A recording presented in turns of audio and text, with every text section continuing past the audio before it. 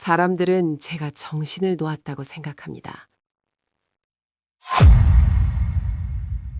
초점 없는 눈으로 벽을 보고 있으면 자식들은 제 앞에서 제 아파트 잔금을 어떻게 나눌지 속삭이고, 간병인은 제 뺨을 툭툭 치며 영감님 빨리 가셔야 우리가 편해요 라고 비웃습니다.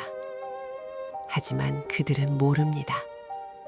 제가 그들의 손을 잡는 순간 그들이 어젯밤 누구와 음모를 꾸몄는지, 그들의 마음속에 얼마나 시커먼 욕망이 소용돌이치는지 제가 전부 읽고 있다는 사실을요.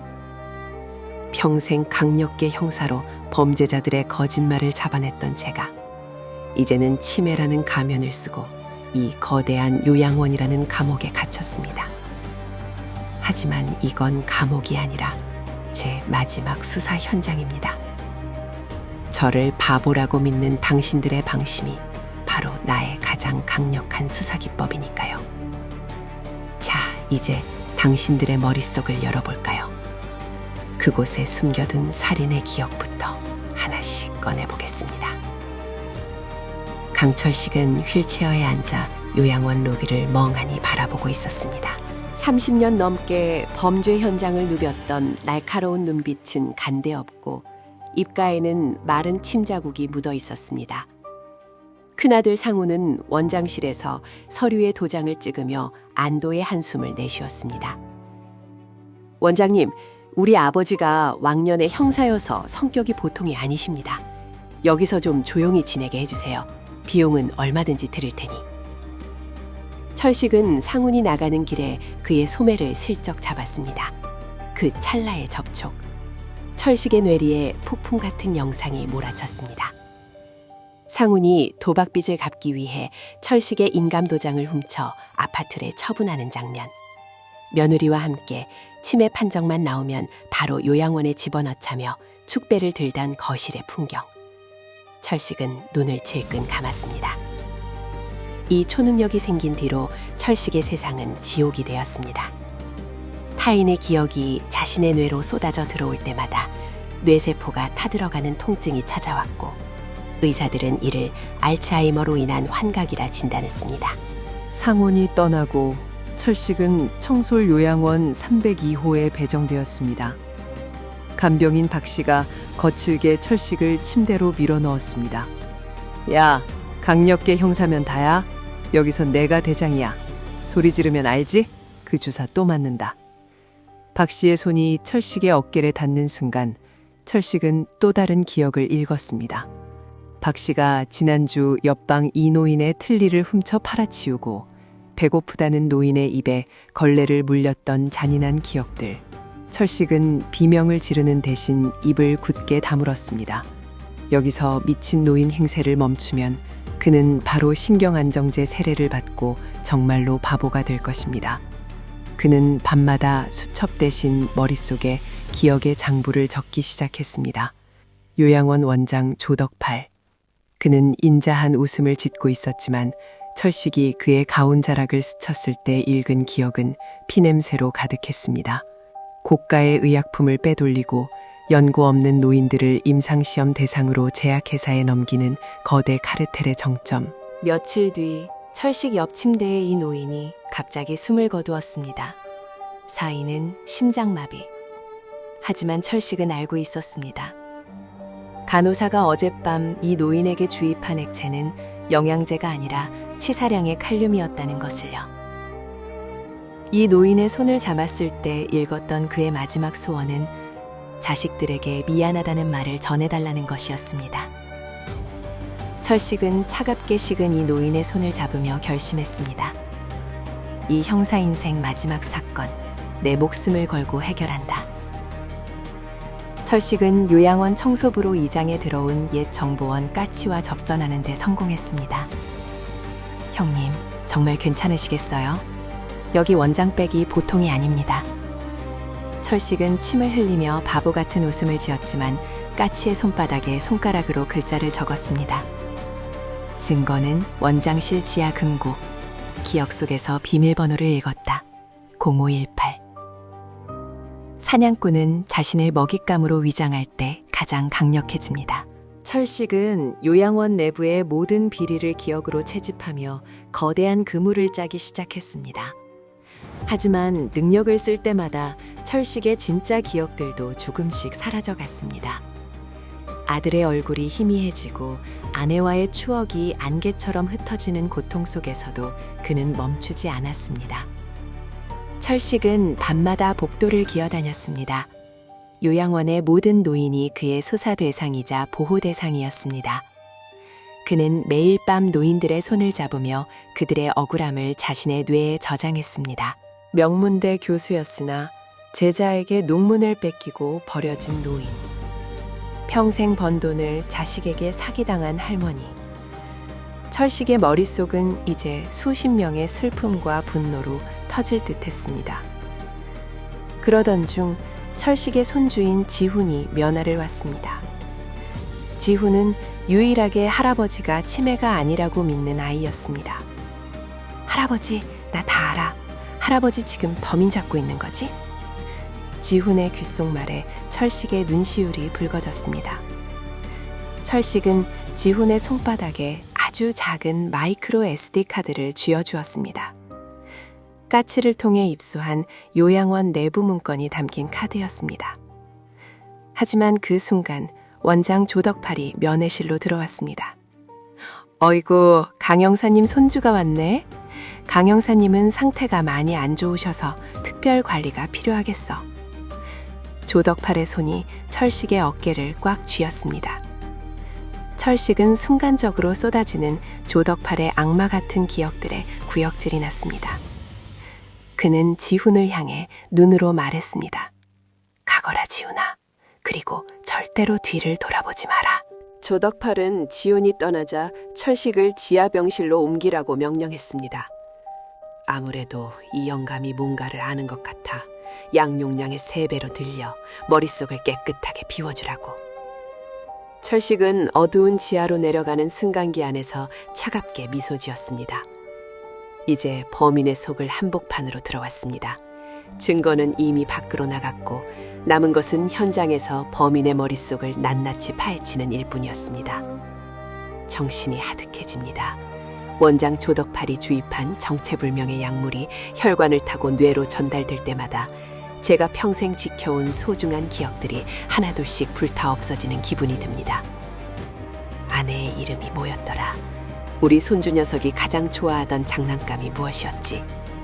가장 소중한 것들이 안개처럼 흩어지는 공포 속에서도 제가 이 눈을 감지 못하는 이유는 단 하나입니다. 지하병실 차가운 침대에 누워 실험체로 불리며 죽어가는 노인들의 비명이 제 머릿속을 울리고 있기 때문입니다. 조덕팔, 당신은 내 기억을 지우려 하겠지만 착각하지 마십시오.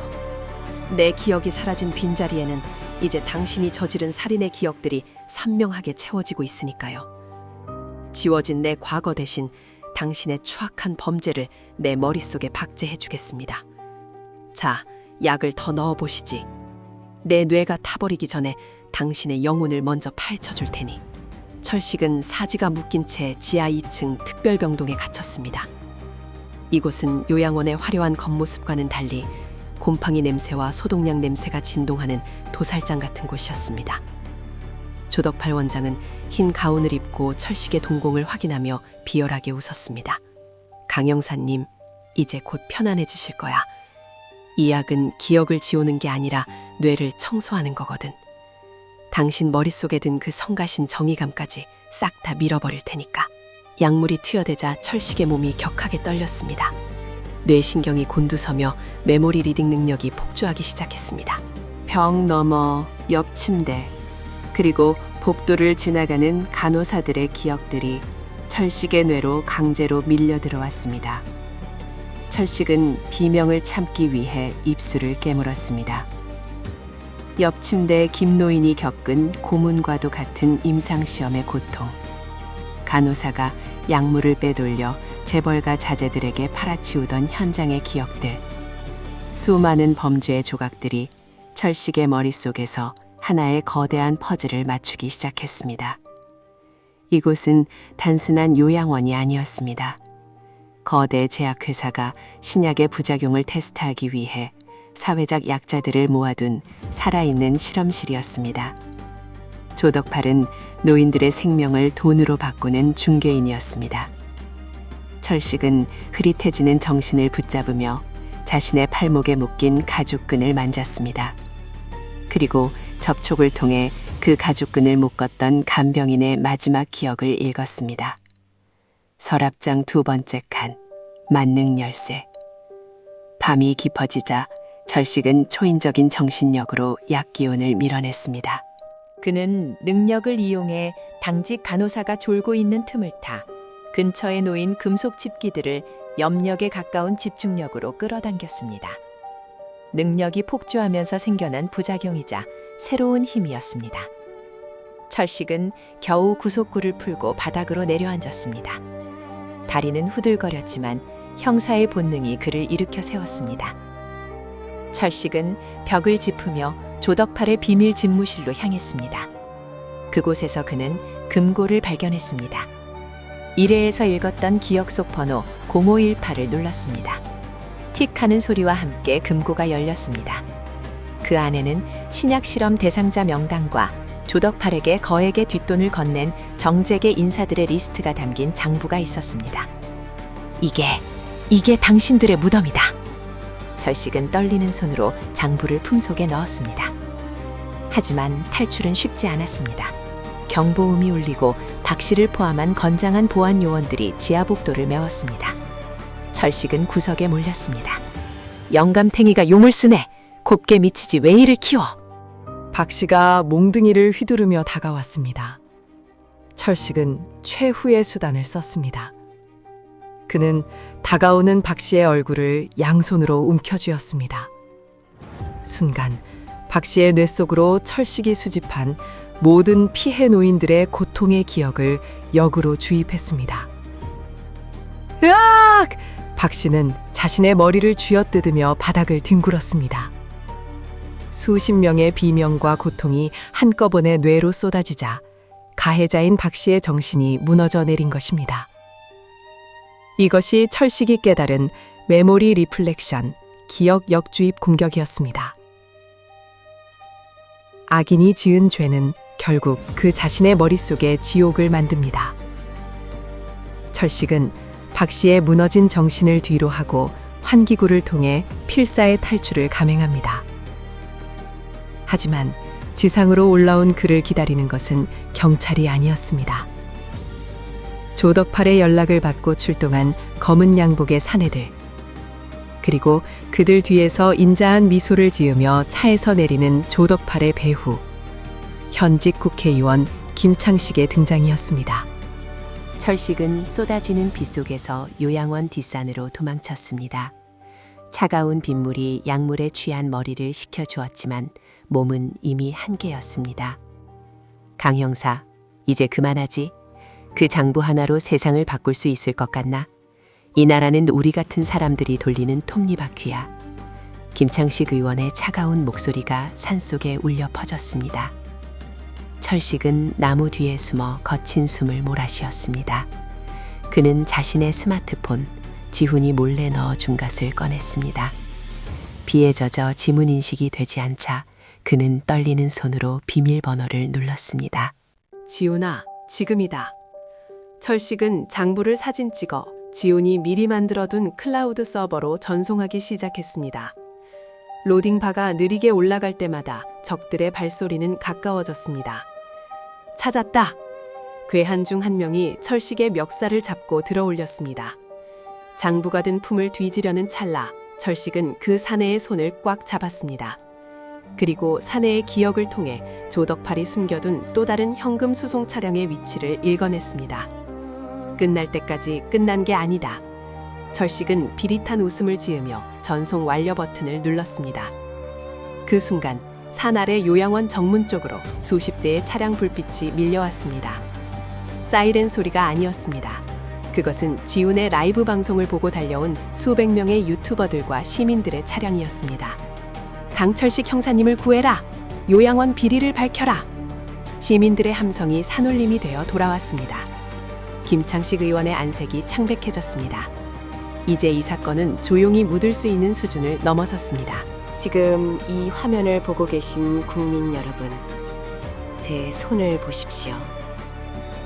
이 쭈글쭈글하고 힘없는 손이 방금 전까지 무엇을 잡고 있었는지 아십니까? 바로 대한민국을 움직인다는 권력자들의 추악한 비밀을 담긴 장부입니다. 그들은 제가 치매 노인이라며 제 뇌를 약물로 태워버리려 했습니다. 제가 기억을 잃으면 진실도 함께 사라질 줄 알았겠지요. 하지만 보십시오. 저는 전직 형사 강철식입니다. 제 기억은 지워질지언정 제 몸이 기억하는 정의는 지워지지 않습니다.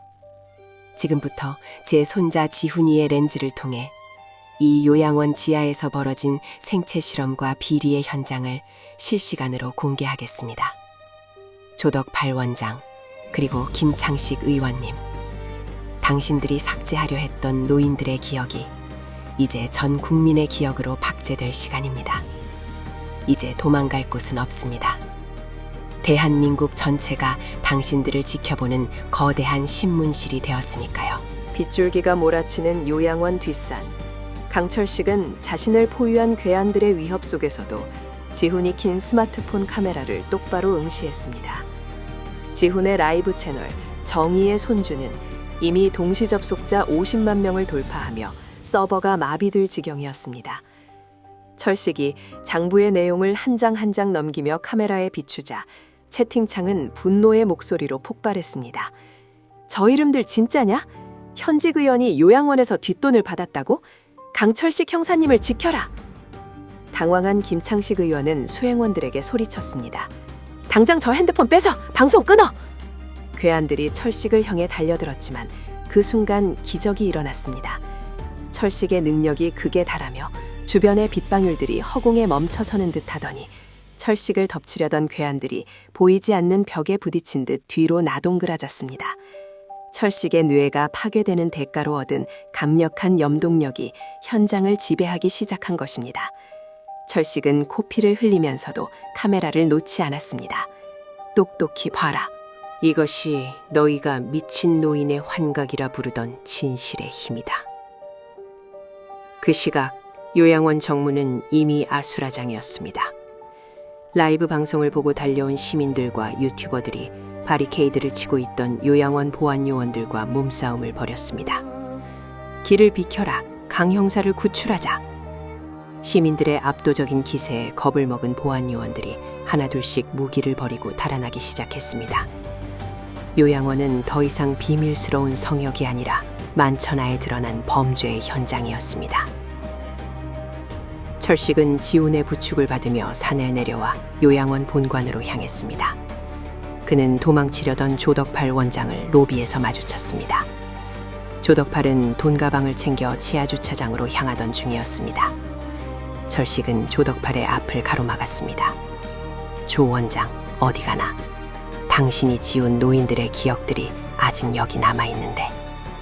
철식은 조덕팔의 이마에 손을 얹었습니다. 순간 조덕팔의 뇌 속으로 철식이 수집한 사만한 노인들의 마지막 순간들이 폭포수처럼 쏟아졌습니다. 조덕팔은 바닥을 뒹굴며 자신의 목을 죄었습니다. 숨이 안 쉬어져. 살려줘. 제발. 그는 자신이 죽음으로 몰아넣었던 노인들이 느꼈던 호흡 곤란과 공포를 그대로 체험하고 있었습니다. 이것은 법적 처벌보다 더 잔인하고 확실한 기억의 심판이었습니다.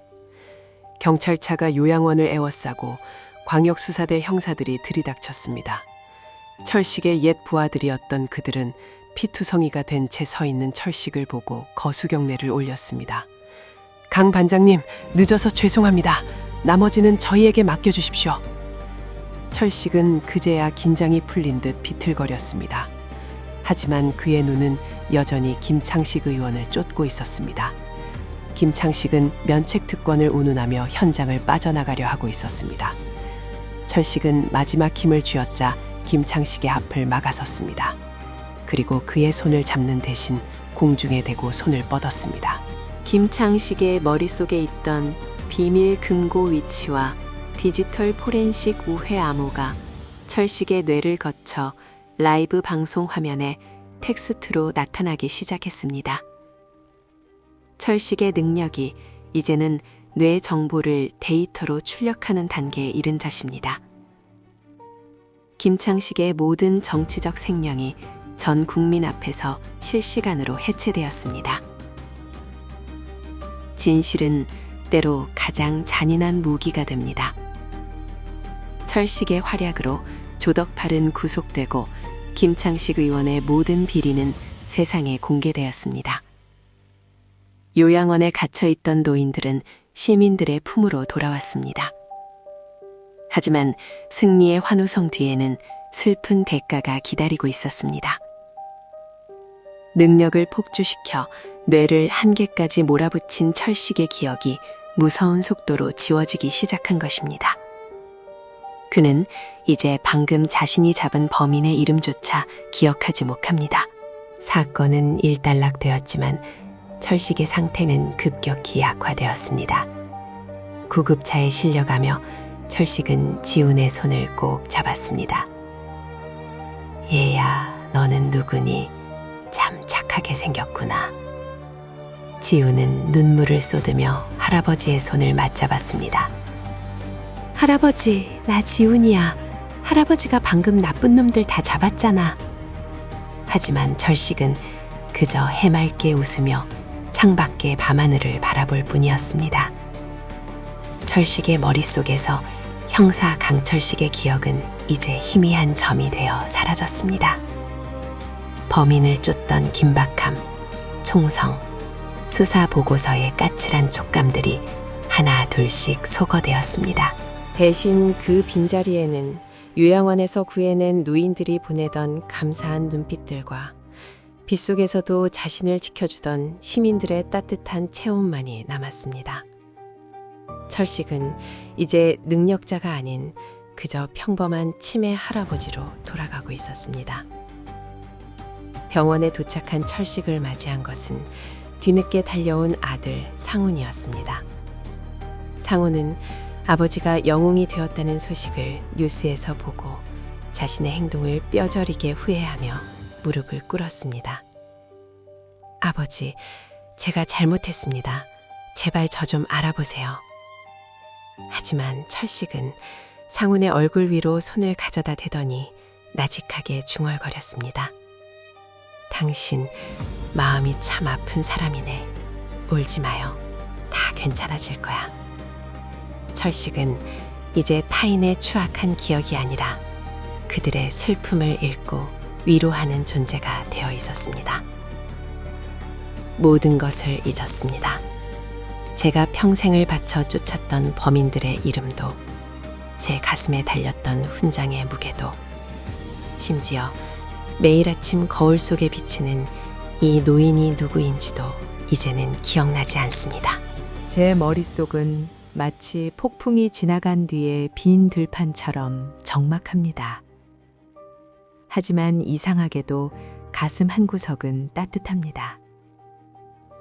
제 손을 잡으며 눈물을 흘리는 낯선 사내를 보면 미안함보다는 안쓰러움이 먼저 느껴지고, 길에서 만나는 사람마다 저를 향해 고개를 숙이며 감사합니다 라고 속삭이는 이유를 저는 알지 못합니다. 사람들은 저를 영웅이라 부르지만 저는 그저 길을 잃은 아이처럼 서 있을 뿐입니다. 그런데 오늘 제가 입고 있던 낡은 코트 안감 깊숙한 곳에서 삐뚤빼뚤한 글씨로 적힌 수첩 하나를 발견했습니다. 그 첫 장에는 이렇게 적혀 있더군요. 이 수첩을 읽는 자가 나 자신이라면 절대로 잊지 마라. 네가 누구인지는 잊어도 네가 왜 싸웠는지는 잊어서는 안 된다 라고 말입니다. 강철식은 이제 대학병원의 VIP 병동에 머물고 있습니다. 요양원 비리를 폭로한 국민 영웅에 대한 예우였지만 정작 철식은 화려한 병실이 낯선지 구석진 의자에 웅크리고 앉아 창밖만 바라보았습니다. 그의 뇌세포는 폭주했던 초능력의 대가로 회생불능의 손상을 입었습니다. 이제 메모리 리딩 같은 초능력은 더 이상 나타나지 않았습니다. 아니, 나타난다 해도 읽어낼 기억을 담을 그릇이 이미 깨져버린 상태였습니다. 아들 상우는 매일 병실을 찾아와 아버지의 손을 잡고 울었습니다. 아버지, 저 상훈이에요. 아버지 아파트 판 돈 제가 다 찾아놨어요. 잘못했습니다. 제발 저 한 번만 상훈아 하고 불러주세요. 하지만 철식은 그저 인자한 미소를 지으며 상훈의 머리를 쓰다듬어 줄 뿐이었습니다. 아저씨, 울지 마요. 인생은 원래 슬픈 거라잖아요. 철식에게 상훈은 이제 마음이 아픈 중년 사내일 뿐이었습니다. 그러던 어느 날 지훈이 철식의 옷가지를 정리하다가 낡은 가죽 수첩 하나를 발견했습니다. 요양원에 들어가기 직전 철식이 자신의 상태가 심상치 않음을 직감하고 미리 작성해둔 최후의 수사 기록이었습니다. 그 수첩 안에는 조덕팔 원장의 비리뿐만 아니라 철식이 평생 해결하지 못했던 마지막 미제 사건, 30년 전 사라진 동료 형사의 행방에 대한 단서가 적혀 있었습니다. 지훈과 상우는 수첩을 함께 읽어내려 갔습니다. 수첩 두 장에는 철식이 요양원에서 능력을 발휘해 읽어냈던 죽어간 노인들의 마지막 소원들이 빼곡히 적혀 있었습니다. 누구는 자식에게 전하고 싶은 비밀번호를, 누구는 사과하고 싶었던 친구의 주소를, 누구는 고향 과수원 나무 밑에 묻어둔 보물을. 철식은 자신의 기억이 사라지는 찰나에도 타인의 억울함과 그리움을 기록해 두었던 것입니다. 아버지는 자기 자신을 잃어가면서도 남의 슬픔을 먼저 챙기셨던 거야. 상우는 수첩을 가슴에 안고 오열했습니다. 철식의 수첩은 단순한 기록장이 아니라 대한민국 기성세대가 다음 세대에게 남기는 가장 정직하고 처절한 참회록이자 사랑의 편지였습니다. 이 수첩의 내용은 지윤에 의해 다시 한번 세상에 알려졌습니다. 사람들은 철식이 남긴 노인들의 마지막 소원을 대신 들어주기 위한 강철식 프로젝트를 시작했습니다. 전국에서 자원봉사자들이 모여들었고 요양원에서 고통받던 노인들의 가족을 찾아주고 그들의 명예를 회복시켜주는 거대한 사회적 움직임이 일어났습니다. 철식은 병실에 앉아 있었지만 그의 의지는 병원 담장을 넘어 온 나라를 따뜻하게 만들고 있었습니다.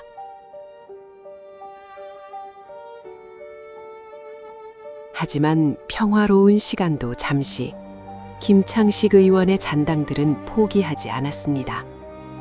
김창식은 구속 직전 자신의 비리를 모두 조덕팔에게 뒤집어 씌우고 법망을 빠져나가려 획책했습니다.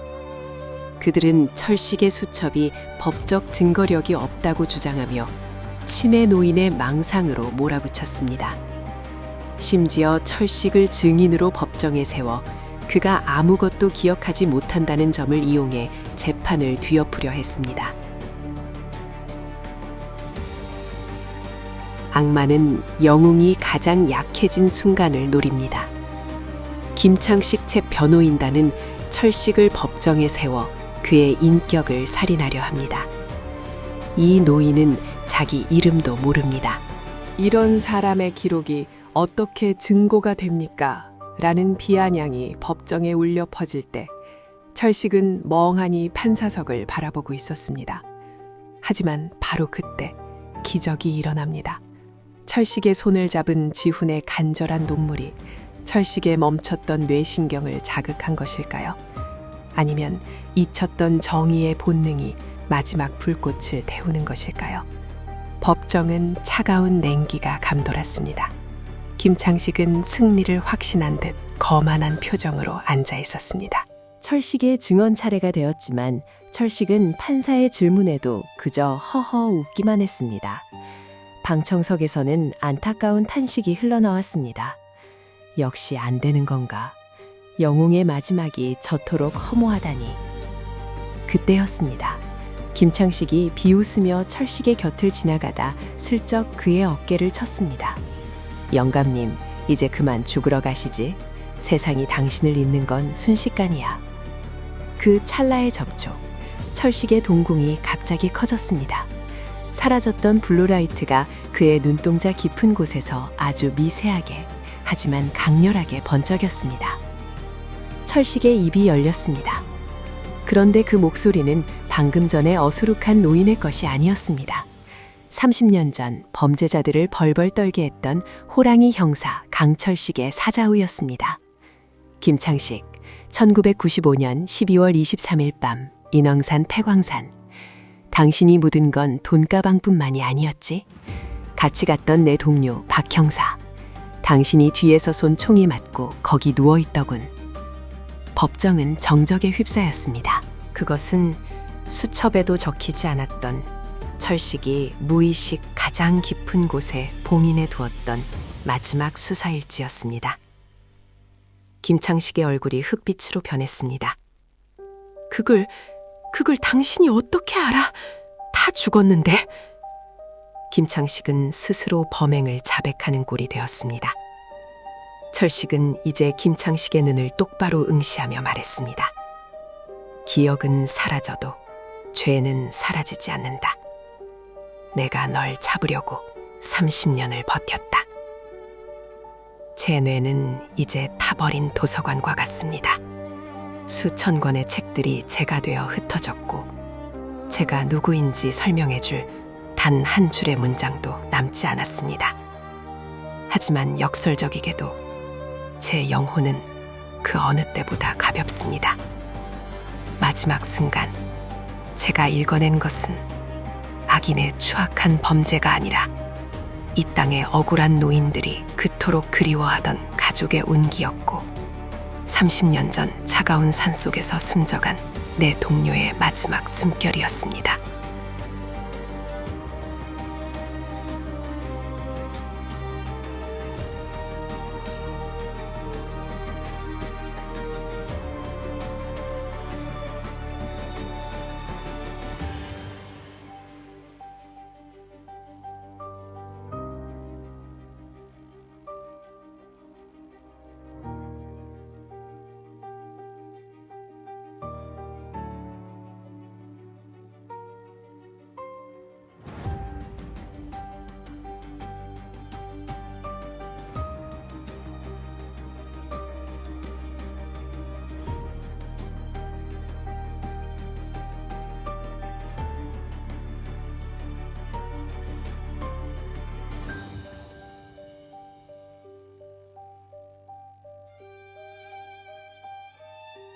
제가 치매 노인이 되어 세상을 떠돌 때 사람들은 저를 동정했지만 저는 그들의 머릿속에서 반짝이는 행복한 기억들을 보며 함께 웃었습니다. 이제 제 마지막 수사 보고서를 제출하려 합니다. 범인은 잡혔고 억울한 자들은 눈물을 닦았으며 저는 이제 사랑하는 이들이 기다리는 영원한 기억 속으로 돌아가려 합니다. 대한민국 제1호 메모리 리더이자 강력계 형사 강철식 임무 완수를 보고합니다. 법정은 경악과 전율로 가득 찼습니다.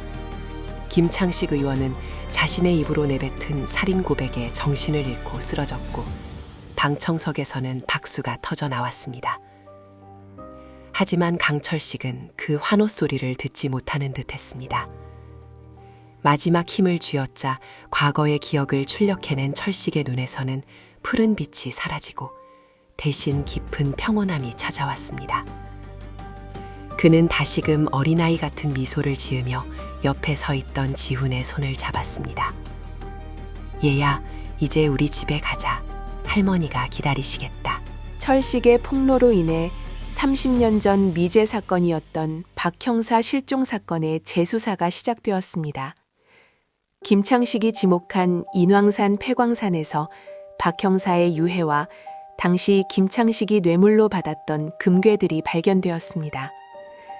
이 사건은 대한민국 정치사와 수사사를 뒤흔든 대사건이 되었고 조덕팔과 김창식을 비롯한 요양원 카르텔 전원이 중형을 선고받았습니다.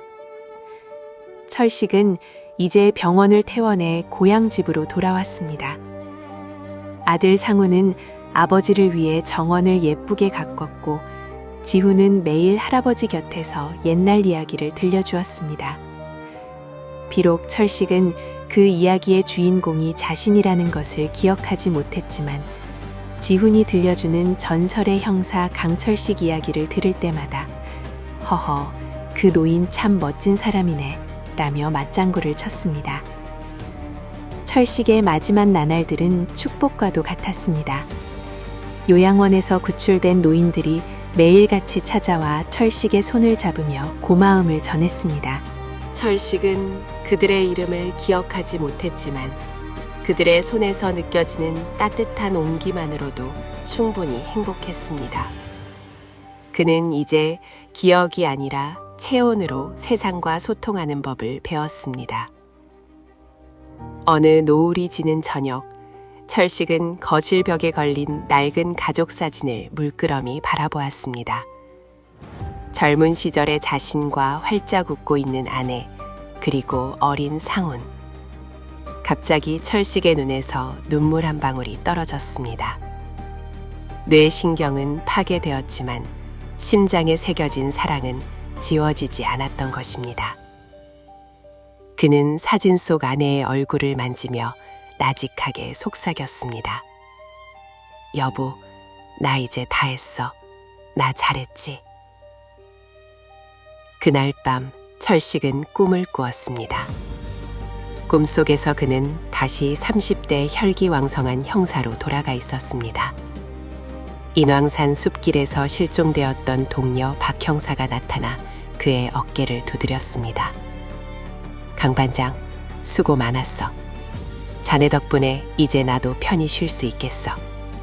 같이 가자고, 우리들의 낙원으로. 철식은 웃으며 박 형사의 손을 잡았습니다. 그곳에는 먼저 떠난 아내가 아름다운 모습으로 꽃다발을 들고 서 있었습니다. 육체는 사라져도 그가 남긴 정의의 파동은 영원히 멈추지 않습니다. 강철식 형사는 그날 밤 잠자듯 평온하게 숨을 거두었습니다. 대한민국 정부는 그에게 국민훈장 모란장을 추서했고 그의 장례식에는 수만 명의 시민이 모여 기억을 읽어 정의를 세운 모병의 마지막 길을 배웅했습니다. 그의 수첩은 국립기록원에 보관되어 후배 수사관들에게 귀감이 되었고 그가 폭로한 요양원 비리는 강철식법으로 대정되어 전국의 노인 복지 체계를 완전히 뒤바꿔 놓았습니다. 강철식의 위대한 전설을 가슴 깊이 간직하실 수 있습니다. 철식의 죽음은 끝이 아니라 새로운 시작이었습니다. 아들 상우는 아버지의 유산을 바탕으로 강철식 복지재단을 설립해 소외된 노인들을 돕는 데 평생을 바쳤습니다. 지훈은 할아버지의 뒤를 이어 경찰대에 입학했고 할아버지가 남긴 수첩의 정신을 이어받아 기억보다 따뜻한 수사를 실천하는 형사가 되었습니다. 세월이 흘러 지훈이 첫 사건을 해결하던 날 그는 할아버지의 묘소를 찾았습니다. 묘비에는 철식이 마지막으로 남겼던 말이 새겨져 있었습니다. 기억은 사라져도 당신이 누구를 사랑했는지는 남는다. 지훈은 그 문구를 어루만지며 할아버지가 남긴 정의의 무게를 실감했습니다. 이제 대한민국 어느 요양원에서도 노인들의 비명은 들리지 않습니다. 사람들은 압니다. 혹시라도 억울한 일이 생긴다면 하늘 위에서 여전히 타인의 기억을 읽고 있는 정의로운 노영사 강철식이 자신들을 지켜줄 것이라는 사실을요. 진흙탕 속에서도 꺾이지 않고 피어난 불멸의 꽃 강철식. 그의 수사는 이제 영원한 기억의 낙원에서 계속되고 있습니다. 이상 전직 형사의 초능력과 치매라는 소재를 통해 정의의 진정한 가치를 탐구한 기억을 읽는 노인 요양원의 심판자, 끝까지 애청해 주셔서 감사합니다. 영웅의 퇴장은 늘 아쉽지만 그가 남긴 울림이 여러분의 가슴속에도 오래도록 남기를 바랍니다. 구독과 좋아요 하시면 보다 좋은 사연으로 다시 만나보실 수 있습니다. 감사합니다.